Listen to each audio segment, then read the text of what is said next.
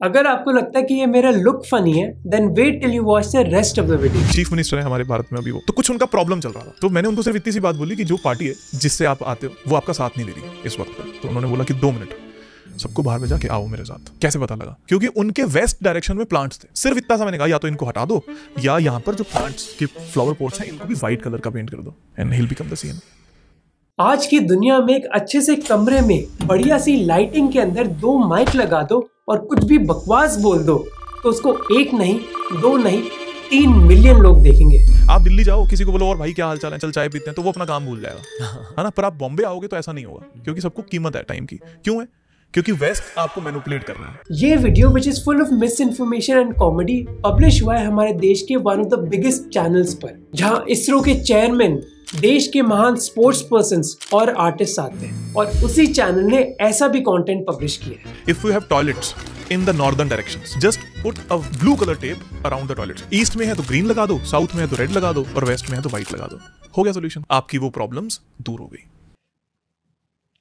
यार तू बहुत सही है यार। अब आप बोलोगे कि मेरा दिमाग खराब हो गया, एक तो ये मूंछ रख ली और दूसरा मैं व्यूज के लिए कंट्रोवर्सी क्रिएट करने की कोशिश कर रहा हूं। Nothing that comes out of my mouth is not for viewers or subscribers. In fact 2 साल पहले मैंने रणवीर के ऐसे कंटेंट के खिलाफ ट्वीट भी किया था। वो ट्वीट गलती से ज्यादा वायरल हो गया और इवेंचुअली मैंने इस ट्वीट को डिलीट कर दिया। पर अब मुझे ये भी लगता है कि अगर इंडिया का one of the biggest podcaster pseudo science promote कर रहा है अपने कंटेंट के जरिए, तो उसको कॉल आउट और क्रिटिसाइज करना बहुत जरूरी है। इनफैक्ट मैं मानता हूँ कि क्रिएटर्स का फर्ज बनता है ऑडियंस की तरफ। अब मेरी कोई पर्सनल दुश्मनी नहीं है रणवीर से, इसलिए इस वीडियो में मैं उसके कंटेंट को क्रिटिसाइज करूंगा, उसको नहीं। अपने कॉलेज में मैंने कोर्स किया था एनालिटिकल स्किल्स पर, जहाँ हमें सिखाया गया कि किसी भी आर्ग्यूमेंट को इवैल्यूएट कैसे करते हैं और बुरे आर्ग्यूमेंट्स में कौन सी कॉमन लॉजिकल फैलेसीज होती है। अपने इस कॉलेज कोर्स के नोट्स को यूज करके ही मैंने ये वीडियो बनाया। नोट्स आपको डिस्क्रिप्शन में मिल जाएंगे। आप कुछ चीज बना रहे हो या आप अपनी कोई वीडियो बना रहे हो, try make it in east. आप ईस्ट डायरेक्शन में बना लो या ईस्ट फेसिंग करके बनाओ, आपको उसका एक अलग रिजल्ट मिलेगा। ओके आचार्य जी, मैंने आपकी बात देखो मान ली है। Now let's have some fun. मूंछ भी काट ली है मैंने ताकि आप लोग मुझे सीरियसली लो। स्टार्ट करो भाई। 6 जुलाई 2024 को रणवीर अलाहाबादिया ये वीडियो पब्लिश करते हैं। हमने 700 एपिसोड करे हैं अब तक और एक भी एपिसोड में वास्तुशास्त्र की बातें नहीं हुई है। तो पहले तो आपका स्वागत है। बहुत बहुत धन्यवाद। Thank you for having me here. Thank you. आप छा चुके हो यूट्यूब पर, बस ये कहना है पहले तो। Thank you very much. Basic to advance Vastushastra free guidelines show में गेस्ट है आचार्य पंकित गोयल। तो ये गेस्ट है कौन?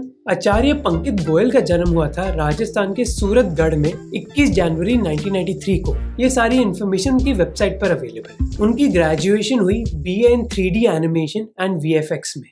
वेबसाइट के हिसाब से उन्होंने डायरेक्शन में कई साल काम किया और फिर एक नामी कंपनी के साथ वो ग्राफिक डिजाइनर बन गए। वो एक कंक्रीट फैक्ट्री के मालिक भी हैं जो अब बंद हो गई है। वो कहते हैं कि किसी फैमिली प्रॉब्लम्स की वजह से किसी ने उनको ये किताब गिफ्ट करी और इसको पढ़ने के बाद वो एक वास्तु कंसल्टेंट बन गए। वो कहते हैं कि वास्तुशास्त्र एक साइंस है जिससे आप एक खुश और सफल जिंदगी जी सकते हो। उनका इंस्टाग्राम बायो कहता है कि वो एक स्पिरिचुअली मटेरियलिस्टिक आदमी है। अब वो अपने आप को मटेरियलिस्टिक बुला रहे हैं और वो सही कर रहे हैं, क्योंकि बायो में ये भी लिखा है कि वो देश के सबसे महंगे वास्तु कंसल्टेंट है। वो वास्तुशास्त्र पर कोर्सेज भी करवाते हैं, जैसे उनका 8 कोर्सेज का पैकेज 40,000 रुपए प्लस टैक्सेस का। इस पॉडकास्ट में आचार्य जी वास्तु एक्सपर्ट हैं और रणवीर उनसे कई सवाल पूछते हैं, जैसे बेडरूम कहाँ होना चाहिए, किचन कहाँ होना चाहिए, घर की एंट्रेंस कहाँ होनी चाहिए, जो आप एक्सपेक्ट करते हो कि एक वास्तु पॉडकास्ट में पूछे जाएंगे। हमें ये बात बोलता है कि 2 चीजें हैं इस पूरी पृथ्वी पर, एक है पुरुष, एक है प्रकृति। पुरुष का मतलब नॉट मेल, पुरुष जिसको चेंज नहीं किया जा सकता। फॉर एग्जाम्पल, आप एक सर्टेन हाइट को अचीव करने के बाद आप चेंज नहीं हो सकते। और प्रकृति क्या है? जो सब वेरिएबल है, आपके बालों का स्टाइल। जब पॉडकास्ट स्टार्ट होता है तो आचार्य जी बहुत सेंसिबल बातें कर रहे हैं। इच्छा में जाने के बाद आप कैसा सोचोगे, जैसी प्रतिमा है वैसा सोचोगे। अगर राम को देख रहे हो तो आपके मन में आएगा कि मेरा परिवार इंपॉर्टेंट है। वो कहते हैं कि आपका एनवायरनमेंट आपके बिहेवियर को इन्फ्लुएंस करता है, जो एकदम सही बात है। मानो अगर एनवायरनमेंट पीसफुल होगा तो आप भी पीसफुल महसूस करोगे। कोई भी चीज जो दूसरा व्यक्ति कर रहा है और जो आपसे खूबसूरत है या आपकी आंखों को खूबसूरत लगता है तो वो कूल बन जाता है। इंडियन फिलॉसफी में व्हाइट स्किन हमेशा से सुपीरियर मान ली गई, इसलिए जो उन्होंने कहा वो सब सत्य था। वो कहते हैं कि हमारे समाज में एक हेलो इफेक्ट है। हम लोगों की सूरत के बेसिस पर डिसाइड करते हैं कि हमें उनकी बात माननी चाहिए या फिर नहीं। और इसी वजह से हमारे देश में गोरो लोगों का फायदा होता है। अब मुझे आचार्य जी के बिजनेस के बारे में तो पता नहीं, पर अगर आप एक एस्पायरिंग एंटरप्रेन्योर है तो मैं आपको एक प्लेटफॉर्म रेकमेंड करना चाहता हूँ जो आपकी बिजनेस जर्नी में मदद करेगा। अब तो ऑनलाइन शॉपिंग का जमाना है और अगर आप भी अपना ई कॉमर्स बिजनेस स्टार्ट करना चाहते हो तो मैं आपको कुछ सिंपल स्टेप्स के बारे में बताना चाहता हूँ जिससे आप अपनी ऑनलाइन शॉप सेटअप कर सकते हो और बेचना स्टार्ट कर सकते हो। ये सब आप कर पाओगे ओडू की ई कॉमर्स ऐप से। ओडू एक ऑल इन वन सोल्यूशन है जहां आप अपने बिजनेस के डेली ऑपरेशंस मैनेज कर सकते हो, including managing customers with CRM, tracking sales and simplifying the invoicing process. और ओडू के डैशबोर्ड से आप बिजनेस के सारे डेटा पॉइंट्स भी ट्रैक कर सकते हो। और भी बहुत कुछ पॉसिबल है ओडू पे। अगर हम ई कॉमर्स ऐप की बात करें, अगर आपकी एक ऑनलाइन क्लोथिंग ब्रांड है तो उसी हिसाब से आप अपना स्टोर बना सकते हो। बस 4 स्टेप्स में आपका ई कॉमर्स वेबसाइट का फ्रेमवर्क सेटअप हो जाएगा कुछ इस तरह। वेबसाइट सेटअप होने के बाद आप उधर अपना एक प्रोडक्ट भी डाल सकते हो। न्यू एंड चूज प्रोडक्ट पर क्लिक करके टी शर्ट का नाम डाल दो, प्राइस डिसाइड कर दो और 18% GST ऐड कर दो। टी शर्ट की फोटोज डालने के बाद आपका प्रोडक्ट पेज कस्टमाइज हो जाएगा। डिटेल्स में प्रोडक्ट के नीचे डिस्क्रिप्शन डालना है या फिर यूजर रिव्यूज, ये आप डिसाइड कर सकते हो। यहाँ प्रोडक्ट के डिफरेंट वेरिएंट्स भी ऐड कर सकते हो, जैसे कौन से कलर्स अवेलेबल हैं या फिर कौन से साइजेस। और प्रोडक्ट पेज सेटअप करने के बाद आप अपने स्टोर के प्रेफर्ड पेमेंट गेटवे के साथ लिंक करके अपना स्टोर लाइव कर सकते हो। और बस कुछ इस तरह आपने प्रोडक्ट्स बना लिए and now you can start selling. Website के लिए ओडू आपको एक कस्टम डोमेन भी देगा जो पहले साल के लिए बिल्कुल फ्री है। और जो भी आप पहली ऐप यूज करोगे ओडू की, वो आपके लिए लाइफ टाइम फ्री होगी और आपको कस्टमर सपोर्ट और होस्टिंग सर्विसेज भी दी जाएंगी। और अगर आपको 2 से ज़्यादा एप्लीकेशंस यूज़ करनी है ओडू की तो आप उनका पेड प्लान ले सकते हो जो 580 रुपये से स्टार्ट होता है, जो एक पिज़्ज़ा की कॉस्ट से भी सस्ता है। तो अगर आपको ऑनलाइन स्टोर ओपन करना है, चेकआउट ओडू, डिस्क्रिप्शन में लिंक है। अब हम देखते हैं कि आचार्य जी एक्चुअली क्लेम क्या करते हैं। अमिताभ बच्चन जी का नाम आता है। मैं हमेशा एक बात बोलता हूँ, जिसका घर कॉर्नर का है, not the building, the bungalow, if it is corner, तो उसको 10 से 12 साल के बाद एक मेजर सेटबैक मिलता है। Major setback that can be death also. उनका एक्सीडेंट भी होता है वहां पर और उसके बाद वो एक लेवल पे डाउन भी चले जाते हैं, नुकसान में भी जाते हैं। पहला जो अजीब क्लेम आचार्य जी करते हैं वह कि कॉर्नर प्लॉट्स बहुत बुरे हैं और वो एग्जाम्पल देते हैं अमिताभ बच्चन जी का। A corner have the major impact of vastu, उसको रोकने वाला कोई नहीं है। वो कहते हैं कि कॉर्नर प्लॉट पर इतनी ज्यादा एनर्जी होती है क्योंकि उस एनर्जी को रोकने वाला कोई नहीं होता। जो इतनी तेज गाड़ियां आ रही हैं, उस एनर्जी की जब टक्कर आपके घर से लगती है, it become major fire. It is a basic science. नहीं, ये बेसिक साइंस नहीं है। पहले मुझे ये बताओ कि चलती हुई गाड़ियों से जो एनर्जी बन रही है वो आग कैसे बनाती है। दूसरी चीज, ये आर्ग्यूमेंट बेस्ड है असम्पशन पर कि ज्यादा गाड़ियां एक कॉर्नर प्लॉट के घर से गुजरती है, पर अगर मेरा घर कॉर्नर पर नहीं पर रोड के बीच में है और वो रोड बहुत बिजी है तो क्या इतने लोग जब आपके घर को देखते हुए ऐसे जा रहे हैं, उसका एक इम्पैक्ट आपके ऊपर आएगा। तो यानी मेन रोड वाले लोगों को भी बहुत नेगेटिव एनर्जीज मिलती होंगी। अब वो जो बिल्डिंग है ABCL, उन्होंने अपना गेट साइड कर दिया है। क्यों किया है? किसी ने तो उनको बताया होगा ना कि ये गलत है। अब इस आर्गुमेंट को समझते हैं। वो कहते हैं कि अमिताभ बच्चन जी का एक कॉर्नर का घर था। कॉर्नर घर में बहुत ज्यादा नेगेटिव एनर्जीज थी क्योंकि लोग गुजरते थे, इसलिए उनका नुकसान हुआ। फिर उन्होंने घर का गेट बदल दिया और प्रॉब्लम्स खत्म हो गई। क्या आचार्य जी जानते हैं कि अमिताभ बच्चन का चाहे कॉर्नर प्लॉट हो या फिर नहीं, कितने लोग उनके घर के बाहर खड़े रहते हैं? उनकी नेगेटिव एनर्जीज का क्या? फिर आचार्य जी एक और अजीब सी चीज बोलते हैं, if you are into depression that means you are sitting somewhere, जो एनर्जी फील्ड आपको उस लेवल पर लेकर जा रहा है कि जिस डायरेक्शन में आप बैठे हो अपने घर में, उसका आपके मूड और बिहेवियर पर इम्पैक्ट पड़ता है। हमारे जो पूर्वज थे उन्होंने इस बात को पाया कि हर डायरेक्शन एक सर्टेन तरीके का रोल दे रही है। और नॉर्थ में क्या होता है? जो लोग अपने घर के नॉर्थ में बैठ रहे हैं उनको अपॉर्चुनिटीज तो ज्यादा आएंगी, लेकिन they will become highly emotional people. उनका फैट बहुत बढ़ जाएगा, बहुत मोटे होते चले जाएंगे जस्ट बिकॉज उनका वाटर रिटेंशन बढ़ रहा है। अब आपको लग रहा होगा कि ये AI है, पर ये AI नहीं है भाई, ये एक रियल क्लिप है रियल वीडियो से, और अभी तो मजा और बढ़ेगा। सेम ऐसे ही ईस्ट है, वो एयर एलिमेंट की दिशा है। अभी क्यों है एयर एलिमेंट की दिशा? क्योंकि जल ने ही वायु को बनाया। Without water there can not be plants, है ना? तो वाटर ने एयर को बनाया, तो नेक्स्ट डायरेक्शन को क्या रोल मिला? एयर का रोल मिला। अगर वहां पर कुछ गड़बड़ है तो आपको एंजाइटी अटैक्स होना, खुश ना रहना, लोगों से ना मिल पाना। आप अपने आसपास प्लांट्स देखते हो, आपको रिफ्रेशमेंट फील होती है। सेम कॉन्सेप्ट वास्तु का है कि ये पर्टिकुलर प्लांट्स, ये पर्टिकुलर डायरेक्शन रिफ्रेशमेंट की डायरेक्शन है। अब मुझे तो उन्होंने क्या बोला समझ नहीं आया, मे भी हो सकता है मैं बेवकूफ हूँ, पर मेरा one of the most favourite parts आने वाला है जब आचार्य जी ज्योग्राफी को कंबाइन करते हैं वास्तु से। पूरी पृथ्वी का west will always dominate, this is the logic. India का west will always dominate, Gujaratis will be always win the top. तो इधर आचार्य जी 2 चीजें बोल रहे हैं। पहला कि गुजराती डोमिनेट करेंगे हमारे देश में क्योंकि वो वेस्ट में, और हमारी दुनिया की बात करें तो वेस्टर्न देश जैसे अमेरिका और यूरोप डोमिनेट करेंगे। पूरी पृथ्वी का west will always dominate. Except Acharya ji, हमारी पृथ्वी गोल है। एक गोल स्ट्रक्चर का ना वेस्ट होता है ना कोई ईस्ट। हम ईस्ट इन देशों को इसलिए बुलाते हैं क्योंकि कई साल पहले यूरोपियंस ने हमारी दुनिया में एक्सप्लोरेशन स्टार्ट करी थी, जैसे रोमन्स ने। इसलिए जो भी रोम के ईस्ट में था वो ईस्ट बन गया और वेस्ट में था वो वेस्ट बन गया। पर अगर जापानीज ने एक्सपीडिशंस लीड करी होती तो इंडिया वेस्ट बन जाता और यूएस और यूरोप ईस्ट। और आचार्य जी इधर रुकते नहीं है। ईस्ट के जो लोग हैं वो हमेशा एक लोअर एंगल पर हमेशा रहेंगे। आज के भारत में सबसे ज्यादा पढ़े लिखे लोग कहाँ हैं? कौन सी डायरेक्शन में मिल रहे हैं आपको?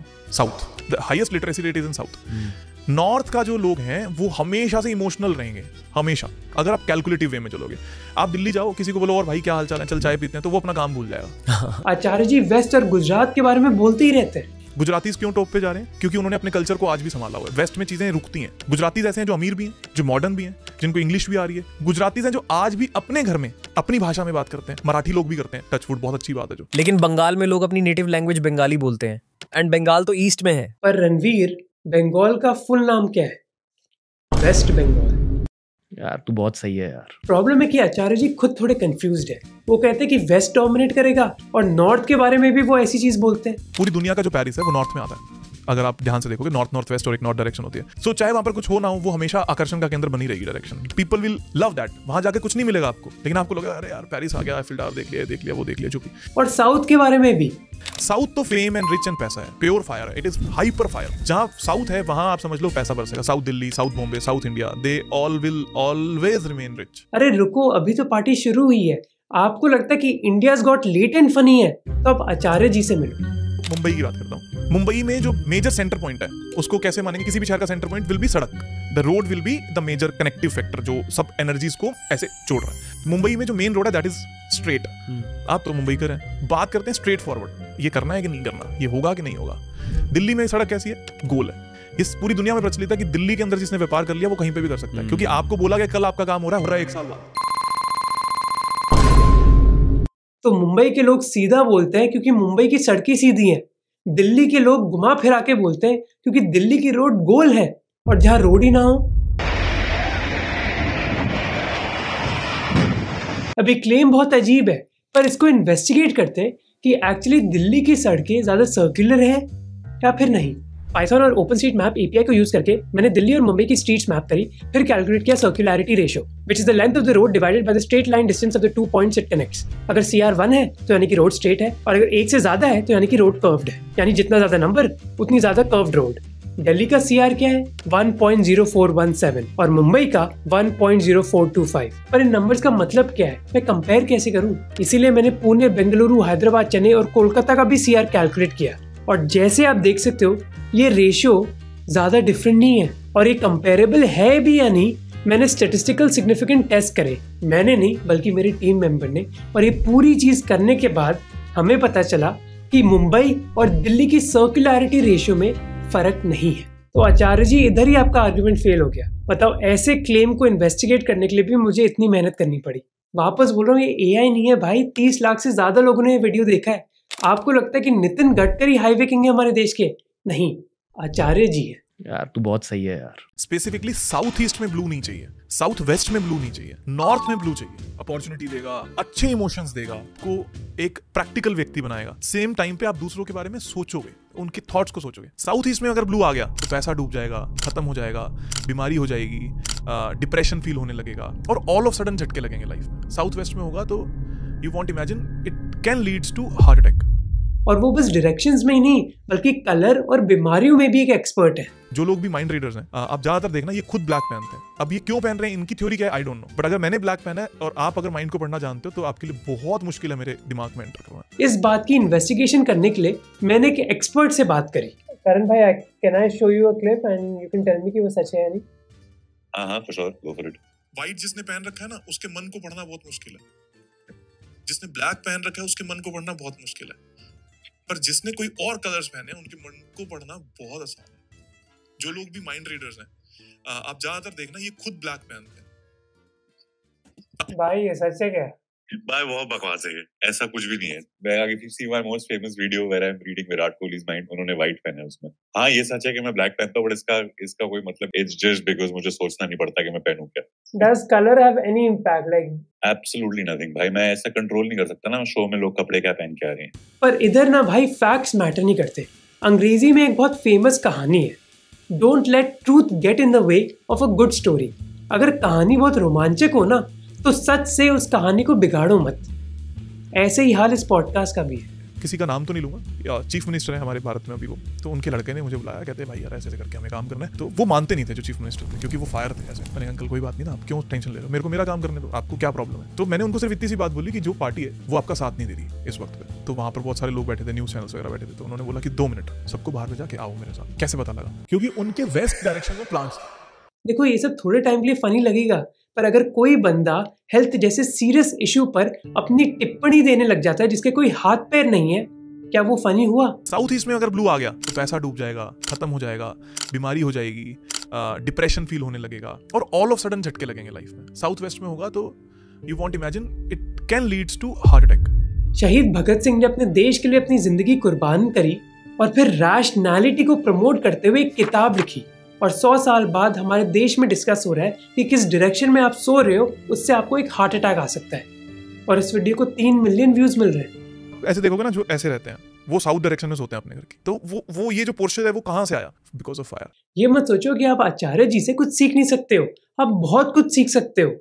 स्पेशली कि अगर जिंदगी में तरक्की करनी है तो स्किल्स हासिल करने की जरूरत नहीं है, बल्कि इतना कॉन्फिडेंस होना चाहिए कि जो भी दिमाग में आए वो आप खुले आम पब्लिक के सामने बोल पाओ। If you have toilets in the northern directions, just put a blue color tape around the toilets. East में है तो ग्रीन लगा दो, साउथ में है तो रेड लगा दो, और वेस्ट में है तो व्हाइट लगा दो।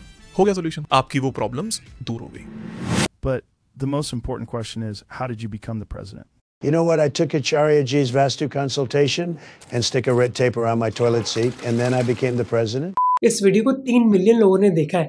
आप खुद सोचो कि देश के एक कोने में अभी एक बच्चा है जो जेईई की प्रिपरेशन करने के बजाय टॉयलेट के बाहर टेप लगा रहा है। अब मैं ये मानने के लिए तैयार हूँ कि वास्तु की कुछ चीजें एक्चुअली इफेक्टिव होती हैं, कुछ डिजाइन प्रिंसिपल्स हमें यूज करने चाहिए, पर आचार्य जी वास्तु को ऐसे बताते हैं जैसे वो मानो हर प्रॉब्लम सॉल्व कर सकती हो। इनकम प्रॉब्लम है वो सॉल्व हो जाएगी, मेडिकल प्रॉब्लम है वो सॉल्व हो जाएगी, फैमिली प्रॉब्लम है वो भी सॉल्व हो जाएगी। किसी के अपने फादर से, अपने भाइयों से रिलेशन खराब होते हैं तो अर्थ एलिमेंट डिस्टर्ब होता है उनके घर में। साउथ वेस्ट में किचन होना, साउथ वेस्ट में टॉयलेट होना आपकी अपने फादर से कभी नहीं बनेगी, आपके भाइयों से कभी नहीं बनेगी। भाई वीडियो के कमेंट्स में जाकर देखो, लोग पूछ रहे हैं कि मैं अपनी दवाइयाँ कहाँ रखूं। भाई तू डायरेक्शन के बारे में छोड़, दवाइयाँ देना अपने फैमिली मेंबर को। कमेंट सेक्शन में क्यों टाइम वेस्ट कर रहा है? डॉक्टर से बात कर, एक वास्तुशास्त्र कंसल्टेंट से क्यों पूछ रहा है? पॉइंट ये है कि आचार्य जी आपसे और मेरे से बहुत ज्यादा स्मार्ट है, उनको पता है वो क्या कर रहे हैं और कैसे अपना बिजनेस बढ़ाने के लिए वो इस पॉडकास्ट को यूज कर सकते हैं। आज के वक्त में मिनिमम फ्लैट की कीमत 1 से 2 करोड़ रुपए दिल्ली बॉम्बे में तो पेयर मिनिमम हो चुकी। उस घर में आप वास्तु को अगर देख लोगे, 1 लाख 2 लाख 5 लाख रुपए लगा लोगे, दैट इज योर बेनिफिट। इस इग्नोरेंस में मत जियो कि हम वास्तु नहीं मानते, हम एस्ट्रोलॉजी नहीं मानते, क्योंकि वो आपको प्रॉब्लम्स पे लेकर जा रहा है और आपकी वो इन्वेस्टमेंट की आपकी पूरी लाइफ खराब कर रहा है। अब इन लोगों को पता है कि कई लोग उनके आर्ग्यूमेंट्स को अपोज करेंगे, इसीलिए वो प्रेपरेशन के साथ आए। प्रॉब्लम ये है कि जो प्रेपरेशन उन्होंने करी उसमें कई इलॉजिकल आर्ग्यूमेंट्स हैं। पॉडकास्ट में उन्होंने कई अनोखे तरीके यूज करे अपनी क्रेडिबिलिटी एस्टैब्लिश करने के लिए। नाम से ही स्टार्ट कर लेते हैं, आचार्य पंडित गोयल, जो ऑटोमेटिकली उनको क्रेडिबिलिटी देता है। अरे नाम के पहले आचार्य है तो कुछ तो किया ही होगा ना। पर क्या मुझे भी आचार्य का टाइटल मिल सकता है? क्या कोर्स करना पड़ता है? क्या कोई क्वालिफिकेशन होती है या फिर सेल्फ असाइंड है टाइटल? एक थोड़ा मॉडर्न सवाल है, कौन से सेलिब्रिटीज ने आपके साथ काम किया है? बहुत सारों ने किया है। कुछ लोगों ने बोला है कि नाम मत लो, बस कुछ लोगों ने बोला है कि आप ले सकते, जैसे अरबाज खान है, उनके लिए मैंने काम किया, हमारे कोर्सेज में भी आए, अटेंड किए उन्होंने, और मिका हैं उनके लिए हमने काम किया। क्रेडिबिलिटी बढ़ाने का दूसरा तरीका है कि आप उन लोगों के साथ एसोसिएट होने लग जाओ जो अमीर है और जो फेमस है। अब अगर अमीर और फेमस होंगे तो स्मार्ट भी होंगे, कुछ तो सही कर रहे होंगे। और रणवीर इस आर्गुमेंट पर डबल डाउन करते हैं। वो कहते हैं कि मुंबई में देखो कितने करोड़पति हैं और सबके सब वास्तु में विश्वास करते हैं, यानी कि वास्तु इफेक्टिव है। जो हम कह रहे थे ना पहले कि जितने भी बिलियनर्स है, सेलिब्रिटीज है, सारे वास्तु में क्यों बिलीव करते हैं? क्योंकि वो वहां तक भी वो एक्स्ट्रा 10% एफर्ट देकर पहुंचे। पर इस आर्गुमेंट में 2 लॉजिकल फैलेसीज है। पहली है अपील्स टू पॉपुलैरिटी। अब कोई जरूरी चीज नहीं है कि अगर कई लोग किसी चीज को मानते हो तो उससे वो सच बन जाता है। Popular belief is not equal to evidence of correctness.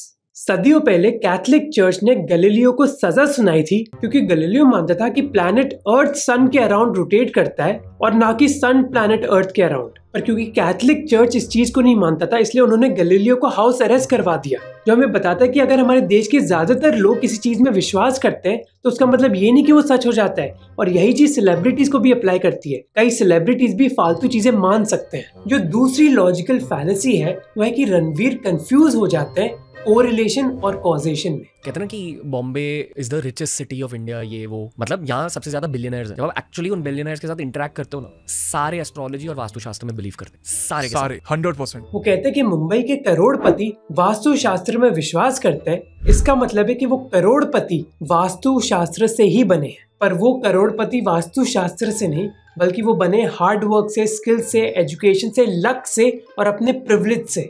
पर ये दोनों लोग पॉडकास्ट के दौरान इसी लॉजिकल फैलेसी को दोहराते रहते हैं कि देखो इतने सक्सेसफुल लोग वास्तुशास्त्र का यूज कर रहे हैं, तो आप क्यों नहीं कर रहे? लाइक आप ले सकते हो, जैसे अरबाज खान है, उनके लिए मैंने काम किया, हमारे कोर्सेज में भी आए, अटेंड किए उन्होंने। और मिका हैं, उनके लिए हमने काम किया। और अभी हाल फिलहाल में सरगुन है, उनके लिए हम काम कर रहे हैं। फिर रणवीर एक वेस्टर्न प्रोपेगेंडा का आर्गुमेंट यूज करते हैं। मेरे अकॉर्डिंग बहुत सारे भारतीय ज्योतिष को और वास्तुशास्त्र को इस वजह से डाउट कर रहे हैं क्योंकि इसे डाउट करना कूल बन चुका है अमेरिका में, यूरोप में, जहां हर चीज के पीछे वो प्रूफ ढूंढते हैं, वो साइंटिफिक एविडेंस ढूंढते हैं। ब्रो एस्ट्रोलॉजी को हेट करना कूल बन गया है क्योंकि वेस्टर्न देश इसी चीज को हेट करते हैं। ये आर्गुमेंट मैं मान भी सकता हूँ, पर इस वजह से क्योंकि वो एविडेंस और साइंटिफिक प्रूफ मांग रहे हैं। वो प्रूफ ढूंढते हैं, वो साइंटिफिक एविडेंस ढूंढते हैं। ऑफ कोर्स हमें एविडेंस और साइंटिफिक प्रूफ मांगना चाहिए हर चीज का।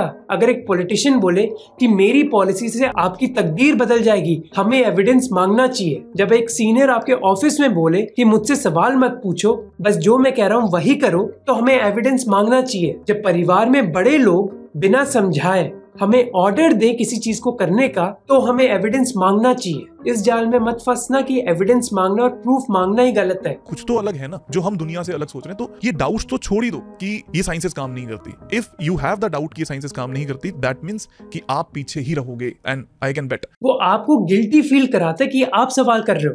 देखा वो कितने स्मार्ट है। फिर एक पॉइंट पर रणवीर बहुत ही स्मार्ट आर्गुमेंट देते हैं। पर व्हाट इफ कुछ चीजों को लेकर अब तक साइंटिफिक रिसर्च हुआ ही नहीं है? कि व्हाट इफ वास्तु पर रिसर्च ही नहीं हुई है?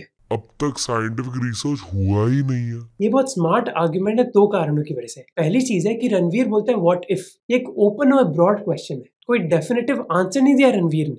हाँ, हो सकता है रिसर्च नहीं हुई हो सकता है कि वास्तु सच हो। व्हाट इफ कि रिसर्च हुआ और आपको और मुझे बताया ही नहीं गया हो। व्हाट इफ कि वो हुआ और वो इसलिए नहीं बताया गया कि ये लोग कामयाब ना हो जाएं। व्हाट इफ कि उन्होंने आपकी सोच के साथ खेला हो कि अगर नहीं, इनको नहीं पता लगेगा तो हम इनके सुपीरियर हो सकते हैं। व्हाट इफ कि अगर white house as per vastu और एस्ट्रोलॉजी बनाए तो आपके और मेरे घर क्यों नहीं बनाए? ये हमें अपने आप से पूछना है।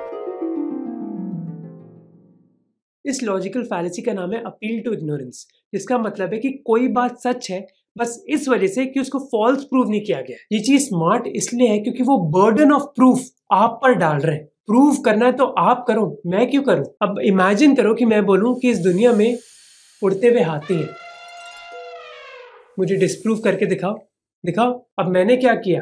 बर्डन ऑफ प्रूफ आप पर डाल दिया, आपको डिस्प्रूव करना होगा। पर मुद्दा ये भी है कि व्हाट इफ का क्वेश्चन है ही नहीं। वास्तु और फेंगशुई जैसी चीजों पर काफी रिसर्च हो चुकी है। जयंत नार्लिकर जो एक साइंटिस्ट है, उन्होंने 2009 में एक किताब पब्लिश करी थी जिसमें उन्होंने वास्तु के इलॉजिकल प्रिंसिपल्स के बारे में बात करी है। पर एनीवे आचार्य जी ने ये रिसर्च नहीं पढ़ी। उल्टा आचार्य जी तो बोलते हैं कि एविडेंस मत मांगो, एक्सपीरियंस करो। किसी दूसरे के ऊपर इस बात पे क्यों हम वेट करें कि वो इस पे साइंस का प्रूफ लगाएंगे? Just experience it. आपको क्यों जानना है कि पंकित आकर बोल रहा है, रणवीर बोल रहे हैं? आप खुद एक्सपीरियंस क्यों नहीं कर रहे? इधर भी आचार्य जी वही लॉजिकल फैलेसी यूज कर रहे हैं, जहाँ वो बर्डन ऑफ प्रूफ आप पर डाल रहे हैं कि एविडेंस नहीं मांगो, एक्सपीरियंस करो। इसको कहा जाता है एनेक्डोटल फैलेसी या फिर sample size bias. Just because किसी ने कुछ एक्सपीरियंस कर लिया उसका मतलब वो सच हो जाता है। मुझे क्यों किसी का ठप्पा चाहिए कि उसने प्रूफ कर दिया? मुझे नहीं चाहिए। और मैं ये कहता हूँ, मैं भी क्यों प्रूफ कर रहा हूँ? ये वीडियो देख लो जहाँ एक क्रिश्चियन बाबा एक महिला की फिजिकल प्रॉब्लम सॉल्व कर रहे हैं। 2 महीने का टाइम दिया था, लेकिन अब देख सकते हैं आप, हालेलुया, वो प्रस्तर इसको काट दिया। मैं रोड रहा हूँ। अब अगर आप उनसे पूछोगे कि इस क्रिश्चियन बाबा ने क्या आपकी प्रॉब्लम सॉल्व कर दी, वो बोलेंगी हाँ, तो क्या क्रिश्चियन बाबा सही है? इसलिए साइंटिफिक रिसर्च में हम बस एक या दो लोगों के एक्सपीरियंस के बेसिस पर डिसाइड नहीं करते। अगर मार्केट में वैक्सीन बिकने लगी बस एक या दो लोगों के एक्सपीरियंस के बेसिस पर, तो मार्केट तो वैक्सीन से ही भर जाएगी। अब ऐसा नहीं कि एस्ट्रोलॉजी एक आदमी के लिए काम नहीं कर सकती, कर सकती है। इसको कहा जाता है प्लेसीबो इफेक्ट, और ये साइंटिफिक है। प्लेसीबो इफेक्ट काम करता है जब कोई चीज एक्चुअली इफेक्टिव नहीं होती पर आपको लगता है कि वो इफेक्टिव है। जैसे हैरी पॉटर में एक सीन है जहाँ हैरी का दोस्त रॉन बहुत नर्वस है, इसलिए मैच से पहले हैरी बोलता है कि मैं तुम्हें एक दवाई दे रहा हूँ जो तुम्हें लकी बना देगी। रॉन इसको गट-गट करके पी जाता है। उसके बाद वो मैच में जाता है और बहुत अच्छा परफॉर्म करता है। मैच के बाद ये हमें रिवील किया जाता है कि हैरी ने एक्चुअली वो दवाई डाली नहीं थी, उसने बस नाटक किया था। पर रॉन को लगा कि दवाई है, इसलिए उसका कॉन्फिडेंस बढ़ गया। इसी को प्लेसीबो इफेक्ट कहते हैं। तो अगर एक इंपॉर्टेंट मीटिंग से पहले अपने टॉयलेट के आगे टेप लगा दिया और आप कॉन्फिडेंटली उधर गए, हो सकता है कि आपकी मीटिंग बहुत अच्छी रही हो, पर वो एक प्लेसीबो इफेक्ट की वजह से, ना कि इस वजह से कि आपने टॉयलेट में टेप लगाया है। पर इंटरेस्टिंग बात यह है कि ये दोनों लोग पॉडकास्ट के दौरान सूडो साइंस की बात करते हैं, पर क्रेडिबिलिटी बढ़ाने के लिए वो साइंटिफिक टर्म्स यूज करते हैं। जो भी डायरेक्शंस की बातें आपने करी, डेफिनेटली मेरे ख्याल से इलेक्ट्रोमैग्नेटिज्म से रिलेटेड, अर्थ इलेक्ट्रोमैग्नेटिक फील्ड और विंड डायरेक्शन से रिलेटेड है। इसे हल्के से ब्रेक डाउन करें थोड़ा।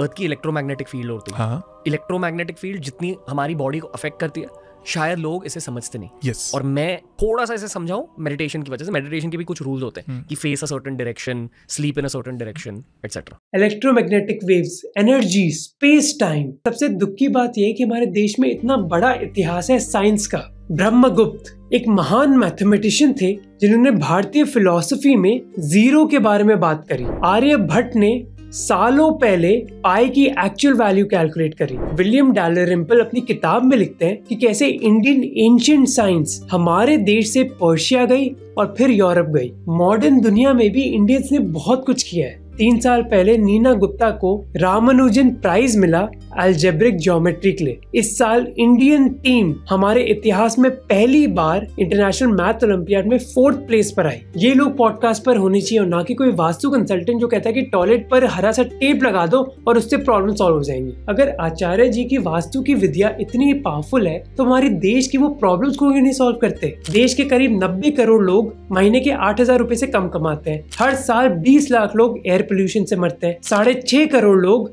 झुग्गी झोपड़ियों में रहते हैं हमारे शहरों में। रणवीर एक बहुत बड़े क्रिएटर हैं, उनको और रिस्पॉन्सिबल होना चाहिए कि वो किन लोगों को इनवाइट कर रहे हैं और कैसी बातें कर रहे हैं। दुख की बात यह है कि क्रिएटर्स इंक्लूडिंग मी व्यू से मोटिवेटेड होते हैं। Nothing that comes out of my mouth is not for views or subscribers. तो जब उनको पता चला कि ये वीडियो तो वायरल हो गया, उन्होंने सेम आचार्य को एक दूसरे पॉडकास्ट पे बुलाया। एक और महा वायरल पॉडकास्ट में पंकज गोयल भाई का स्वागत है। जो भी लोग इसको सुनेंगे, और भाई मेरी एनर्जी खत्म हो गई है, इसे मैं दूसरे पॉडकास्ट के बारे में बात नहीं कर पाऊंगा। See you next time. Thank you. जो छोटी छोटी टिप्स मैंने यहाँ शेयर की हैं या जो हम YouTube पे शेयर कर रहे हैं, बहुत छोटी छोटी सी, आप सिर्फ उनको कर लो बिना तोड़ फोड़ के। इन 21 to 30 days you will see a different life. और मैं ये गारंटी कर सकता हूँ, ले सकता हूँ। यार तू बहुत सही है यार।